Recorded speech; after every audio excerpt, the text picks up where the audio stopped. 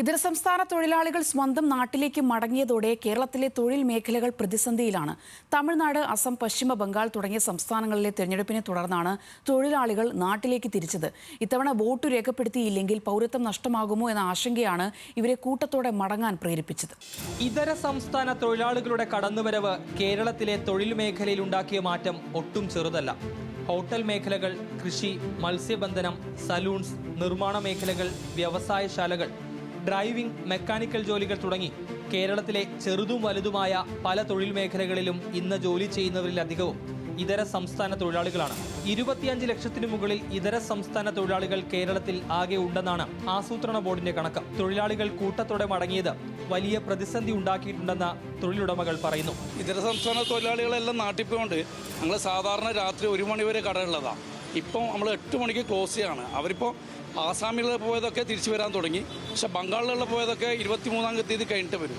അപ്പം ഭയങ്കര പ്രതിസന്ധിയാണ്. പണിക്കാരില്ലാത്ത വളരെ എല്ലാ ഹോട്ടലും, ഇവിടെ നിന്നല്ല എല്ലാ കേരളത്തിലെ മൊത്തം ഹോട്ടലുകളും എല്ലാ മേഖലയിലും പ്രശ്നം തന്നെയാണ്. ഇലക്ഷനൊക്കെ പോകണോണ്ടേ നമുക്കിപ്പോൾ ആൾക്കാരൊക്കെ പണിക്കാർ കുറവാണ്, ഭയങ്കര ബുദ്ധിമുട്ടാണ്. 1-2 പേരുള്ളൂ, ബാക്കി എല്ലാവരും മിക്കവരും പോയിട്ടുണ്ട്. 12 പേര് പണിക്കാർ, രണ്ടാം സ്ഥലത്ത് 3 പേര് 4 പേരുള്ളൂ. ഭയങ്കര ബുദ്ധിമുട്ടാണെന്ന് പറഞ്ഞാൽ ഈ ഐസ് അടിക്കാനും പാക്കിങ്ങും ക്ലീനിങ്ങും പിന്നെ വെട്ടാനൊക്കെ അവർ നല്ല ഇതുണ്ടല്ലോ, അവരാരും ഇല്ലപ്പോഴും. തിരഞ്ഞെടുപ്പ് മുന്നിൽ കണ്ടാണ് തൊഴിലാളികൾ നാടുകളിലേക്ക് മടങ്ങിയതെങ്കിലും ഇനി ബക്രീദിന് ശേഷം മാത്രമേ ഒരു മടങ്ങിവരവ് തൊഴിലുടമകൾ പ്രതീക്ഷിക്കുന്നുള്ളൂ. അതേസമയം നാട്ടിലേക്ക് പോകാൻ ടിക്കറ്റ് കിട്ടാത്തവരും നിരവധിയാണ്. केरला में हम तो बहुत जल्दी से जाने वाले हैं. 23 तारीख को हमारा वोट है. हम लोग जा नहीं पा रहे हैं, बहुत मुश्किल से. अभी यहाँ पे केरला में टिकट ही नहीं मिल रहा है. और वहाँ से जो हमारा MLA होता है, अभी इलेक्शन का टाइम में ट्रेन ज़्यादा भीड़ है, जा नहीं सकते हैं हम लोग. अभी टिकट भी ज़्यादा लेता है, रेट 3000 एक टिकट का लेता है सीट का. अभी जाने का ज़्यादा प्रॉब्लम है. हम लोग वेस्ट बंगाल से केरल में काम करने के लिए आया. हमारा बंगाल में इलेक्शन है तो हम लोग घर जाने के लिए सोच रहा था और टिकट बनाने के लिए बहुत बार टिकट काउंटर गया. उधर से हम लोग को टिकट नहीं मिल रहा है. जो टिकट 2300 रुपये का है वो टिकट 4000 रुपया से एजेंट से खरीदना पड़ रहा है. वो भी टाइम पे नहीं मिल रहा है. तो हम लोग घर जाएंगे कैसे? हमारा वही मेन समस्या है.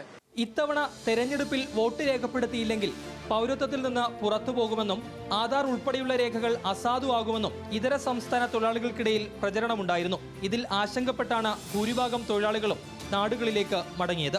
കേരളത്തോട് ബൈ ബൈ പറഞ്ഞ് ഭായിമാരും ബഹൻസും കൂട്ടത്തോടെ സ്വന്തം ഗാവുകളിലേക്ക് വണ്ടി കയറിയതിനാൽ പ്രതിസന്ധിയിലായത് ഇന്നാട്ടിലെ ചില തൊഴിൽ മേഖലകളാണ്. എന്നാൽ ദേശീയ ശരാശരിയേക്കാൾ ഉയർന്ന വേതനം നൽകുന്ന കേരളത്തിലേക്ക് ഭായിമാരും ബഹൻസും തിരികെ എത്തുമെന്നാണ് തൊഴിൽദാതാക്കൾ പ്രതീക്ഷിക്കുന്നത്. കൊച്ചിയിൽ നിന്ന് ക്യാമറമാൻ ജിബിനൊപ്പം അബ്ദുൾ റഹീം, ന്യൂസ് മലയാളം.